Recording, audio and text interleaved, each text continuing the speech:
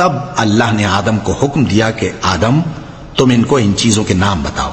سو جب انہوں نے ان کو ان کے نام بتائے تو فرشتوں سے فرمایا کیا میں نے تم سے نہیں کہا تھا کہ میں آسمانوں اور زمین کی سب پوشیدہ باتیں جانتا ہوں، اور جو تم ظاہر کرتے ہو اور جو پوشیدہ کرتے ہو سب مجھ کو معلوم ہے۔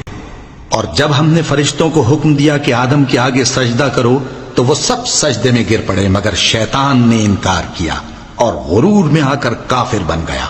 اور ہم نے کہا کہ اے آدم تم اور تمہاری بیوی بہشت میں رہو اور جہاں سے چاہو بے روک ٹوک کھاؤ پیو، لیکن اس درخت کے پاس نہ جانا نہیں تو ظالموں میں ہو جاؤ گے۔